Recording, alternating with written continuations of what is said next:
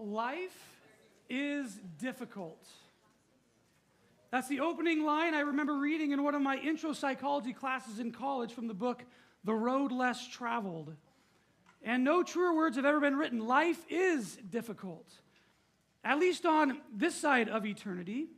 At least in our dog-eat-dog world where sinful humans, which of course includes us, often seek personal gain and satisfaction at the expense of others, no matter the cost to those around us, and also to an unseen cost to ourselves.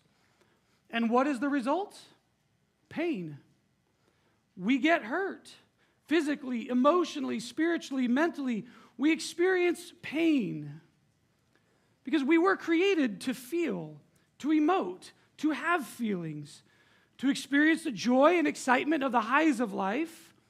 But as Pastor Ron said a couple of weeks ago, there are valleys between the mountaintops.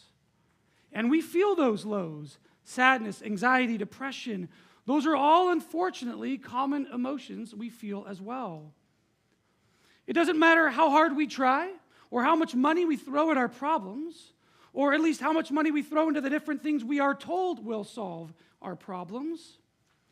The lows of life will always find a way to creep back in, won't they?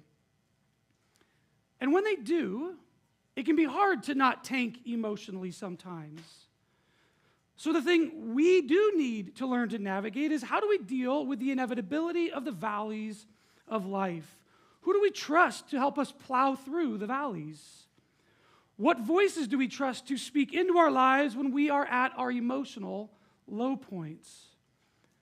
Because many voices in our world today suggest that the way out of the emotional valleys is to just change our circumstances and the feelings will instantly follow. And this has never seemed to be the wisest counsel, as one hard circumstance will eventually be replaced by another. And this is why it is very sad for me to see so many people being encouraged to make massive and at times irreversible, life-changing decisions as a result of how they're feeling in a moment. As though that decision in that moment or in that season from that valley will eradicate all future valleys and seasons of hardship. All the voices that tell us to make massive decisions based on our feelings and our feelings alone will never be the most reliable. But at the same time, those feelings cannot be ignored. We simply can't just demand our feelings to go away and never return. Hardships are here to stay, and so are our emotions. So we do need to figure out what to do when our souls are downcast. And today we will spend our time in a couple of psalms that are connected by the refrain, "Why, my soul, are you downcast? Why so disturbed within me?" And it's been my prayer for those who are here this morning in the depths of a valley, that you will leave here today encouraged that while God might feel distant, He is certainly not absent. And for those not in a valley this morning, may our time together allow you to help someone near you who is in a valley. Until, of course, the day comes when you find yourself in a valley of your own, and you need the help of the psalmist to ground you and give you direction. Let's pray. Father, we thank you for the gift of your word, and we ask now that you meet us and that you would guide us and transform us through your word and your spirit that is within us. In Jesus' name, amen. Well, good morning. My name is Ryan. I'm one of the pastors on staff here, and I want to invite you to open your Bibles to Psalms 42 and 43, which will be our focus this morning. Now, as an early disclaimer to this sermon, the Psalms, being poetic in nature, aren't always written in a linear fashion. They can kind of bounce around a little bit. And the collection of these two Psalms, 42 and 43, are non-linear. So as a result, while we're going to cover most of the verses, we will not do so in a linear fashion. We're going to do our best to identify and ride on the emotional roller coaster with the psalmist. And before we jump into the text, let's quickly address the authorship. The inscription of Psalm 42 says it was written by the sons of Korah. And who were these guys? Well, if you take a look back into 1 Chronicles 19, we'll see that David intended for the sons of Korah to hold a specific role when it came to the Lord's dwelling place. Verse 19 reads, "The son of Korah and his fellow gatekeepers from his family, the Korahites, were responsible for guarding the thresholds of the tent, just as their ancestors had been responsible for guarding the entrance of the dwelling of the Lord." So when we combine that verse from 1 Chronicles with the following from Psalm 42, verse 4, "How I used to go to the house of God under the protection of the Mighty One." The combination of these two verses, along with the inscription of our psalm, it has led many scholars to believe that the psalm was written at some point during the exile and that the author likely did some work in the temple prior to being exiled. So it allows us to piece together a bit of our author's experiential background, and that helps us get into his head and his heart a little bit better. So we know he had the privilege of being in and around the temple of God in Jerusalem, but he's no longer able to be there now. And so now as an exile, living north of the Sea of Galilee, somewhere around Mount Hermon, as verse 6 suggests, not this Mount Hermon, the one over in the Middle East. Right, his life is not going according to plan. He can no longer see the Israelite pilgrims coming to the temple for the festivals. He can't hear the shouts of praise and thanksgiving. He's stuck away from the presence of the Lord, and he is in exile. His life is hard. And it is probably a combination of his life events and his physical distance from the Lord's temple that leads him to pen the refrain, "Why, my soul, are you downcast? Why so disturbed within me?" And we see these lines on 3 occasions in Psalms 42 and 43. And it's precisely because this refrain shows up in Psalm 43 that nearly every scholar agrees that these 2 psalms were originally written as one. And now not only does this refrain or chorus, because they were songs, connect the 2 psalms, but as you can see, it also provides a bit of a structure as well. There are different movements within the different sections of the 2 psalms, but each one ends with the questioning of his downcast soul, and then it is followed by his own personal pep talk, which we'll dive into later. So my hope this morning is to highlight 4 things we see this author doing that can give us a bit of a biblical blueprint we can use when wrestling with what to do when our souls are downcast. Let's start by doing a little bit of digging into why the author might be struggling a bit. We see on 2 different occasions that he does believe that God is his firm foundation.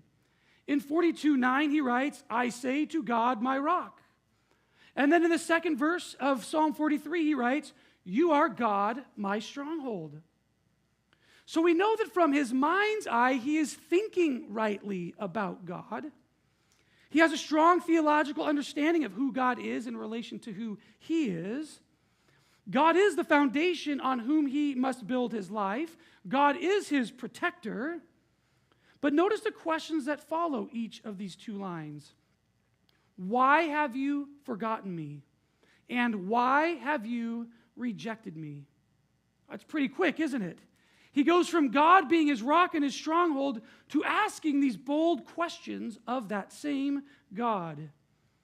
Even though God is his rock and stronghold, his life circumstances have him in a place of feeling forgotten and rejected by God. Have you ever been there? I think we all have at one point or another, and to one degree or another. Our minds can spout out the theology that God is good and that he is our rock and our stronghold, yet at the same time, our hearts and our guts aren't feeling what our mind is knowing. And I love the fact that our author models the truth that God can handle our feelings. And this leads me to my first encouragement for us from this psalm for when we're dealing with a downcast soul. Speak your true feelings to God. He can handle it. Like I encouraged a month or so ago, get out a journal and write things out. Write out the things you know to be true about God, but also feel the freedom to ask questions like, why have you forgotten me? Why have you rejected me? If that is what you are feeling. God can handle your feelings. He certainly knows what you're feeling, so communicate them to him.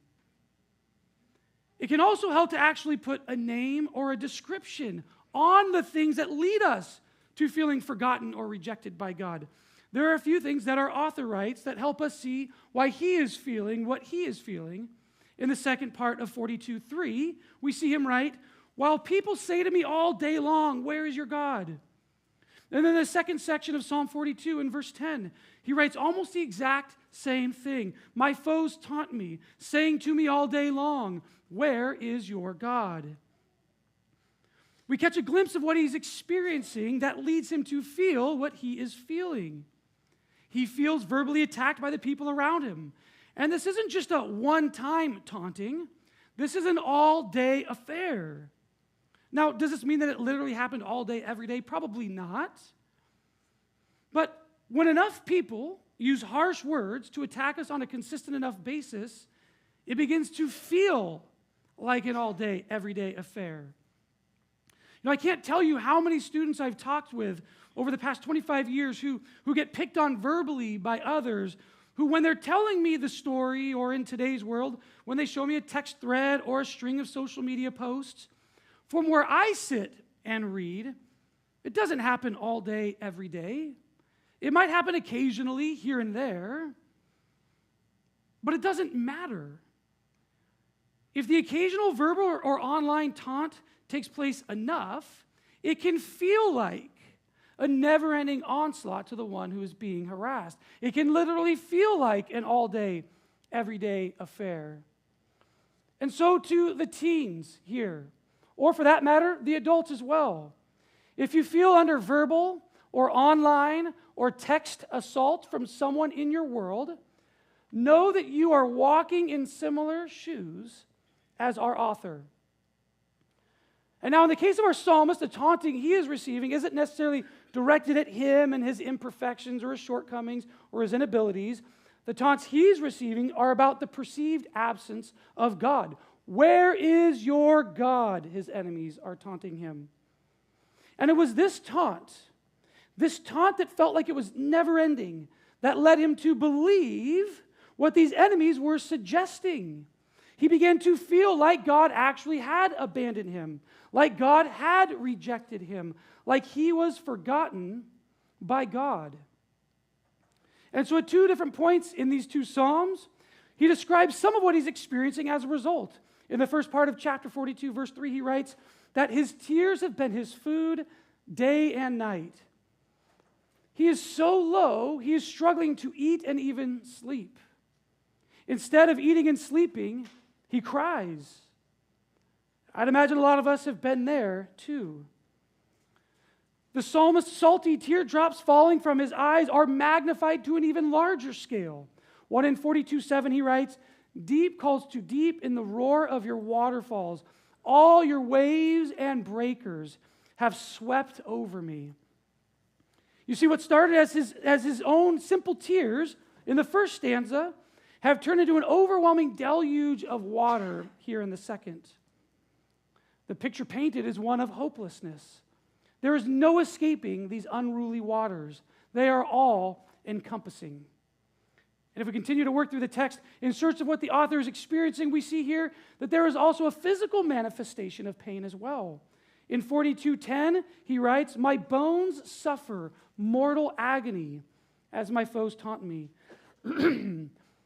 As many of us can attest, there can be a physical side to emotional pain. And we're seeing it here. And if you're looking at your Bible, you'll notice that the references of his bones and his tears come directly before the "Where is your God?" taunts he's receiving. So as he is under attack, being mocked by those around him while in exile, he is suffering physically as well as emotionally. And then after voicing his questions of feeling forgotten and rejected, the author asks a question of God in both instances. Why must I go about mourning, oppressed by the enemy? The author is struggling, clearly. He's being mocked by his enemies. He is struggling to eat. He is struggling to sleep. He is crying day and night. His body hurts. He feels forgotten and rejected by God. He is far away from his home and the temple of God. And so he wonders, what's the point of continuing on? 2 times he writes out this question. And both follow his feelings of being forgotten and rejected by God.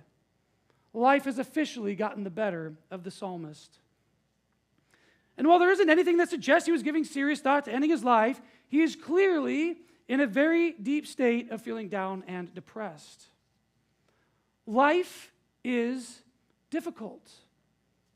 It's no less difficult today than it was back then. The faces and the voices in the situation that lead to our difficulties, they might look different than the ones our psalmist faced, but they are nonetheless difficult. And before we continue on in this psalm, I think it's super important to pause and encourage all of us that feeling overwhelmed with life, feeling forgotten by loved ones or even God, feeling rejected by people or even God, feeling so downcast and depressed to the point we wrestle with the question, why must I go on feeling this way? All of these feelings are somewhat normal from time to time in this broken world that we live in. Have you ever felt this way? Anyone here feel this way today? Downcast, anxious, depressed? Do you feel forgotten or rejected by someone close to you? Maybe even God himself? Like I encouraged you earlier from the psalm, I'll do it again. Speak these feelings to God. But then what? What do we do after we voice our feelings? How do we move forward? And before we look at some biblical steps we can learn from our author, let's first ponder what our world encourages us to do when we are downcast. You see, our world tells us to follow our feelings, as if our feelings are always trustworthy and a good indicator of truth. Our feelings are a terrible foundation to build a worldview on. I still struggle to intellectually understand this about our current world. That somehow how I currently feel about life at 46 or how a 16-year-old feels today, that those feelings are somehow in and of themselves a trustworthy guide to decision making. And make no mistake about it, this is exactly what our world is encouraging us to do. Today's 16-year-old is encouraged to trust their feelings in making potentially significant life decisions. And I don't know about some of you older folks in the room, but I know for certain that the 46-year-old version of myself today feels a lot differently about life than the 16-year-old version of myself. And had I been encouraged to simply trust my feelings back when I was 16, my life would not look like it does today. And I guarantee you, I would be traveling with a lot more baggage than I already do. I already got plenty. I didn't need more. But here's the thing. If the Lord is gracious enough to give me the gift of another 3 decades of life, which I pray he does, I know for certain that how I feel about life when I'm 76 will look a lot different than what I'm feeling today at 46. So even today, as a 46-year-old married man, father of 3 and pastor, I know my feelings in and of themselves are not trustworthy. So no matter what stage of life you're in as you sit here this morning, you need to remember that this world's encouragement to simply trust your feelings as a primary guide to life is simply misleading, ultimately unhelpful, oftentimes hurtful, and sometimes devastatingly so. You know, if our author lived in our world today and followed our world's advice, he would turn and run away from the Lord because his feelings were telling him that God had turned from him. And then he would pursue some vice or some distraction, and he would ultimately end up on this world's never-ending carousel of unfulfilled desires as he followed his ever-changing feelings. But our author doesn't do that. Let's take a look at what he does do. The first thing to notice is that on 2 occasions, he activates his mind. In 42:4, he writes, "These things I remember as I pour out my soul, how I used to go to the house of God under the protection of the Mighty One with shouts of joy and praise among the festive throng." Now, we looked at the second part of this verse earlier, where the psalmist revisited the place in his mind where he used to hear the shouts of joy and praise of all the pilgrims in Jerusalem, the place that brought him so much joy as it brought him into the presence of the Lord. And he continues 2 verses later in verse 6, "My soul is downcast within me. Therefore, I will remember you from the land of the Jordan, the heights of Hermon, from Mount Mizar." The first thing he does after describing the state of his soul, he remembers the Lord. While his feelings are running all over the place, he's feeling downcast, he's feeling forgotten and rejected by God. In the midst of those feelings, he calls on his mind to be activated. While pouring out the emotions of his downcast soul, he calls on his mind to recall, to remember what it was like to be in God's presence when he was in Jerusalem. It seems to me like there is a great spiritual principle at work here. When life is hard, when we are feeling downcast or forgotten or rejected or whatever the case may be, when our feelings draw our minds and our thoughts to dwell on our downcast feelings, the second thing we can do is engage our mind and memory on God. Recall to mind what it was like to be in his presence in those seasons when you were greatly aware of his presence. This call to remember is one of the most important lessons for a follower of God to learn. The call to remember is littered all throughout the Bible, and we see our author doing it here. This is a massive step in spiritual maturation. When life is hard, we are called to look past what we feel and look up to the Lord and be reminded that he is still loving and faithful even when we don't necessarily feel these things. So the next thing I'd like to draw our attention to are the requests our author makes of the Lord. Right? So we know he is struggling emotionally, but we also know that his mind is working through the emotions to remember God is still with him. And to that end, there are 3 verbs the psalmist uses in the imperative or command form when addressing God, kind of like a prayer request. And they all show up in Psalm 43, the third phase of the psalm, if we combine them. The first 2 instances are in verse 1.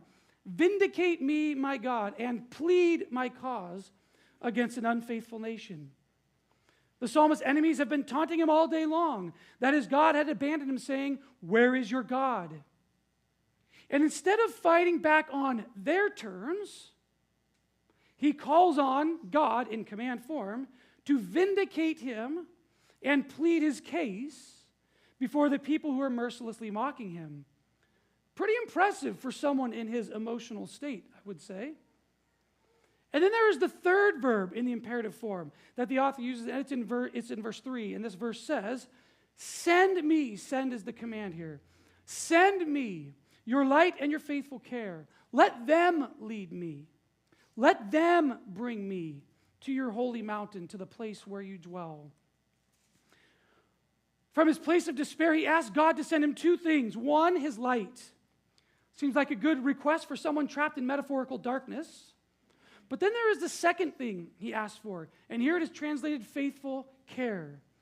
And I don't like to bicker much about English translations, but I do have an issue with this translation here. The Hebrew word is emet, and emet is most often translated as truth. So really what the psalmist is asking for is light and truth. Because his world had been darkened by the lies of those around him. His feelings have been affected as a result, and he knows his feelings aren't fully trustworthy in this season, and so he asks God to send the truth. And he knows when the combination of light and truth work together, They will bring him back to the place where he longs to be, back in the presence of his God. If not physically, at least mentally. And I love this verse in the psalm. There's just so much depth to it and so much truth, especially for when we spend the days in those hard valleys of life. And I think our author trusts that the Lord will be faithful to deliver on the request of sending light and truth. And I think the text gives us a hint that this is the case. Because not only does the author make 3 requests of God using the command form, he actually commands his own soul 3 times. Just after the threefold refrain of, "Why, my soul, are you downcast? Why so disturbed within me?" Each time he writes that line, it is always followed by, "Put your hope in God, for I will yet praise him, my Savior and my God." And the one Hebrew word translated "put your hope" here is written in the command form. The psalmist is commanding his own soul to put his hope in God, because ultimately he knew that God was more faithful than his feelings. That even though he might have felt like he was trapped in a valley with no way out, he knew his feelings were only fleeting. There was a time in life when he didn't feel like this, and there would come a time in life when he would no longer feel like this. And he knew these things to be true. And that brings us to the third thing we can do when our souls are downcast. We must speak truth to our feelings. We speak our true feelings to God, but then we must speak truth to our feelings. Our author recognized that his feelings simply weren't trustworthy. Now, his feelings were true to his experience, yes, but that didn't mean his feelings changed what was true about God or life in general. And like we talked about earlier, our world tells us that our feelings dictate what is true. But hopefully we all recognize by now that how we feel today is different than how we felt a year, a month, a week, or even a day ago. And the same can be said about the future. We will feel differently about a lot of things with each passing day, week, month, and year. So I ask the question, can something that changes so quickly, like our feelings, be considered trustworthy and true? I think anyone who pauses to think about this logically must quickly recognize that our feelings, left to themselves, make for a terribly bad guide to life. As a slide on the screen says, there are simply times in life when we must speak truth to our feelings. And finally, for the fourth thing we see our author do in this season, this downcast season of his soul, he desperately seeks the Lord. And for this fourth point, we will return to the opening verses of Psalm 42. As the deer pants for streams of water, so my soul pants for you, my God. My soul thirsts for you, the living God. There have been 2 other references to water in this psalm. The salty tears of the psalmist in verse 3 and the unruly waters he felt were engulfing him in verse 7. But here, in verses 1 and 2, the images of streams of water, water that brings life and restores life, the kind of water that we long for when we feel like we're dying of thirst. That kind of water. That's the image the author paints for us, with the deer panting on the stream's edge in desperate need of life-giving water. And this is the image the psalmist connects to his soul. He has repeatedly referenced his soul being downcast in these 2 psalms, but he also says that that same downcast soul is panting and thirsting for God. And this leads to the fourth and final encouragement from the psalm. When our souls are downcast, we must long for the Lord. Brothers and sisters in Christ, in this life, our souls will feel downcast. This is an unavoidable reality. But Psalms 42 and 43 have given us a blueprint to follow when these seasons inevitably come. We have the freedom to voice these feelings to the Lord. But we can't stop there. We must engage our minds and call to memory all the stories of God's faithfulness and speak those truths into our troubled souls. And we must long for the Lord. As the band comes up to close us in song, I just want to recognize, I know there are times in life when our hardships can block our minds from remembering stories of God's faithfulness in our own lives. And when we're in those seasons, we must return to Jesus, to his death, resurrection, and ascensions. And we speak those truths into our troubled souls. We speak the fact that Jesus is the truth and the light in this dark world filled with lies. We remind our troubled souls that it is through Jesus' death and resurrection and ascension and his ultimate return that there will be a day when there will be no more death or mourning. There will be no more crying or pain, for these things will all pass away. So for now, in the seasons of life where there is death and mourning and crying and pain, we are to long for the Lord. We are to come to the living water that is Jesus, the water that Jesus told the woman at the well that whoever drinks from it would never thirst again. If you are thirsty, if you are weak, if you are filled with pain and sorrow, come to the stream. Jesus is there, and he is offering you living water. Let's stand and sing together.